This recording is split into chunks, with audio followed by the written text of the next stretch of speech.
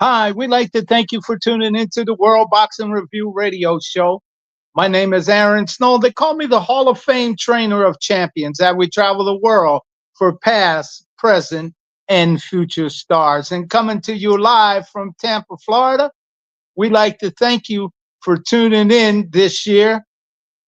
This year, the World Boxing Review radio show, we did 52 shows. What a accomplishment that God has blessed us for the last 25 years to bring boxing news and information about the past and future and present stars. It's something that I like to say it's a treat in order to be able to bring it to the boxing community, things that are going on around the world in boxing. We like to open the day's show up with saying um, happy holidays to each and every one of you. I hope that your Christmases and things have went well for you. I know Saturday we didn't bring you the World Boxing Review radio show. That is because we were waiting for the year-ending show, which is today, which is New Year's Eve. And we want to wish each and every one of you um, a happy new year, and may your God bless you with health and wealth, and that your things that you look for 2025 be prosperous. Boy, in boxing, just over the last week to 10 days, a lot of things has happened. A lot of things have transpired. And we like to first say that we want to send our prayers out to Jimmy Carter family. What a statesman, president. He walked with kings and queens and learned how to keep the common person touch, and that he did for humanity. Jimmy President, 39th President of the United States, have passed. At 100 years of blessing that the Lord blessed them with. The Lord giveth and the Lord taketh away. And but he give back again.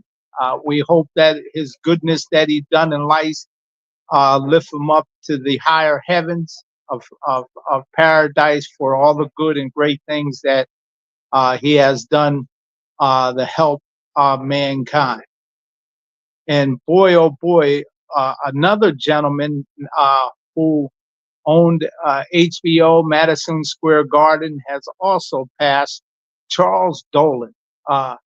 Boy, what a businessman he was with HBO. So many great nights of HBO championship boxing that he allowed on his network and his platform. And Charles Dolan, man, may the same for you, to your family.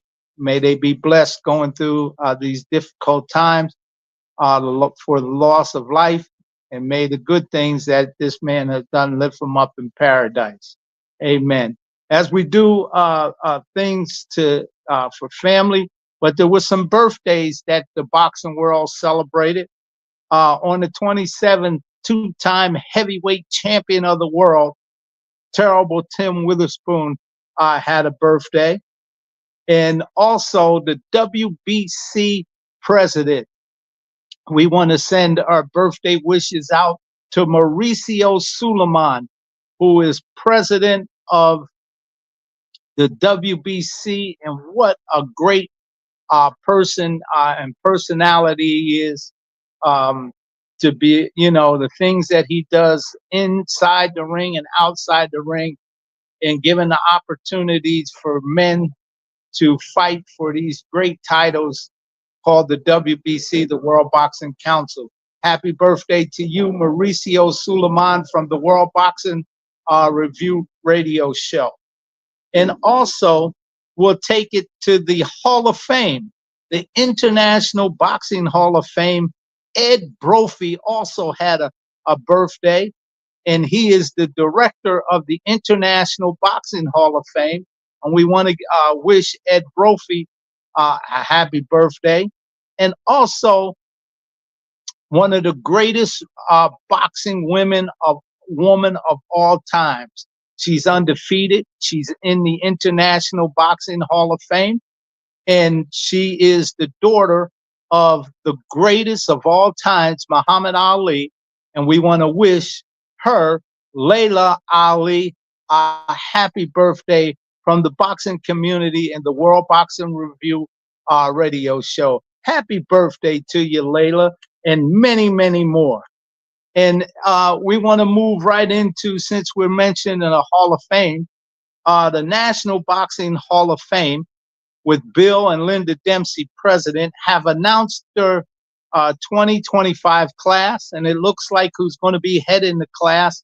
The name Larry Holmes and Bob Arum, an all-time great promoter, and Larry Holmes with all of those title defenses, a heavyweight champion, boy, leading that class, and a gold medalist, Henry Tillman. We want to send her our congratulations out to him for going into the International Boxing Hall of Fame for 2025.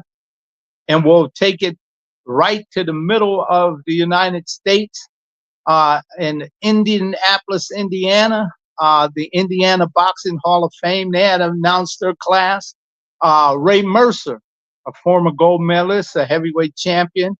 James Lights Out Tony, also a heavyweight champion. He's going in there along with the IBF president, Darryl Peoples. Congratulations, Darryl People, who's president of the IBF.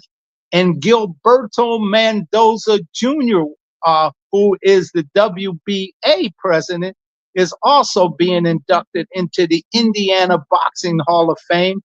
And also Freddie Ladd, a fighter from Memphis, Tennessee. We want to congratulate each and every one of y'all for being selected to go into the Indiana Boxing Hall of Fame. And we'll be announcing along the National Boxing Hall of Fame in Indiana the extensive list of fine boxing personnel that they have on their roster going in. But let's take it and bring it back down here to Florida. On January 4th, the Florida Boxing Hall of Fame, Steve Canton, president, January 4th, they will be announcing their 2025 class at Fort Myers, Florida, at the SJC Boxing Gym, right there where the Boxing Hall of Fame Museum is at. They will announce their class, and we're going to be covering that live from Fort Myers, Florida, on January 4th. So stay tuned. We'll be bringing it to you live while they're announcing their class. This is exciting stuff to hear these people going in, and I can't wait to hear the list and meet and greet the people that are going in that class. But boxing, as you well know, as it comes down to the end of the year, it's a difficult task to find someone that just stands out from their accomplishments. There's been so many great fighters that have stood out this year. But the fighter of the year, we're giving it to Usyk. That fight just a week or so ago, what he had against Tyson Fury, we believe that by winning for the second time in a rematch, is that fighter, Orlando Usyk, is the fighter of the year, from being undisputed cruiserweight champion and now retaining the undisputed heavyweight champion of the year, and being in the four belt era, the WBC, WBA, the IBF, and the WBO, to retain his belt. We believe that that he is the fighter of the year without a doubt. That fight was held over there in Saudi Arabia. And also the man of the year, promoter of the year, the man of the hour, the man with the power, now the owner of the New Era Ring magazine, Turk Al-Sheikh. We want to say in the universal greetings of peace, Assalamu alaikum to Turk Al-Sheikh, and may Allah continue to bless you with your endeavors of bringing boxing into the forefront, not only in Saudi Arabia, about around the world, as you put up some of the finest fights of this year and putting your money where your mouth is, and not just giving lip service, but giving a yieldsman's job of making big and great things happen. May Allah continue to bless you and with your endeavors. And again, we want to say to Turk Al-Sheikh, Assalamu alaikum raktu barakatuh, with the extra blessings. And also, on Black History Month, in conjunction with the Fighters Heaven in Deer Lake, Pennsylvania, formerly Muhammad Ali's training camp, now a historic site in Pennsylvania, with Mick Stefanik, who is the camp manager, Mike Madden, who is the owner of Muhammad Ali's former training camp. You know, Ali trained there for the Thriller in Manila, the Rumble in the Jungle. All of these in the historical site is because of those reasons, of those great fights that Ali fought, is a monumental thing in the state of Pennsylvania. And it's right in my backyard, my neighborhood. That's where I got started, was at Muhammad Ali's training camp. We'll be there February 22nd to celebrate Black History Month for the contributions, to recognize some of these great fighters like Jack Johnson, who was the first heavyweight champion of the world, or African American. His contribution were how he broke the color line. And just recently, 116 years ago, when he broke that color line, a day after Christmas, called Boxing Day, where he sends shockwaves around the world. They become the first African American heavyweight champion of the world in 1908, during the Jim Crow era, that helped break down the color line that existed in sport and play. Boxing was it, and it sent shockwaves around the world. And how I learned about Jack Johnson was no other than the greatest of all times, Muhammad Ali. Muhammad Ali talked about Jack Johnson. He loved Jack Johnson. He taught about Jack Johnson. That's how I got to know Jack Johnson, because of Muhammad Ali in Deer Lake, Pennsylvania. And a matter of fact, Muhammad Ali, when he beat Sonny Liston at the end, he was saying that how he used a punch that Jack Johnson used, in that Stephen Fletcher, who was around Jack Johnson, told him about the punch called the Yanker punch. And Ali said he used that Yanker punch in order to beat Sonny Liston. So we'll be celebrating those great milestones, the relationships, where the rocks and stuff that surround the training camp, like Archie Moore. Archie Moore was the first one to train Muhammad Ali coming out of the Olympics, who was a great fighter in his own right, who was light heavyweight champion, went on to fight Muhammad Ali. Muhammad Ali beat him. Jersey Joe Walcott, who's the fourth African American heavyweight champion, who refereed that Sonny Liston and Muhammad Ali fight. So there's a rock at Muhammad Ali's camp, and him will be honoring all of those great guys. Sugar Ray Robinson. Sugar Ray Robinson was someone that Muhammad Ali admired, and someone that inspired Muhammad Ali to propel on the greatness. Ray Robinson, second to none with his dash and flash, and being able to put punches and bunches together that was second to none in boxing. as he won the welterweight, middleweight championship in all of those fights and all of those title defenses that Ray Robinson had. And plus Joe Louis.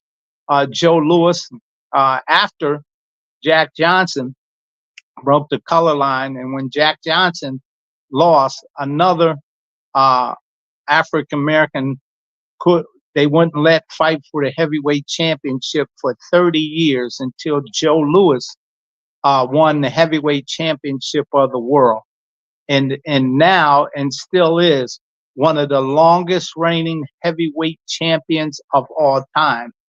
And he had some influence on Muhammad Ali. He used to come to his training camps and give Muhammad Ali a little pointers and things like that.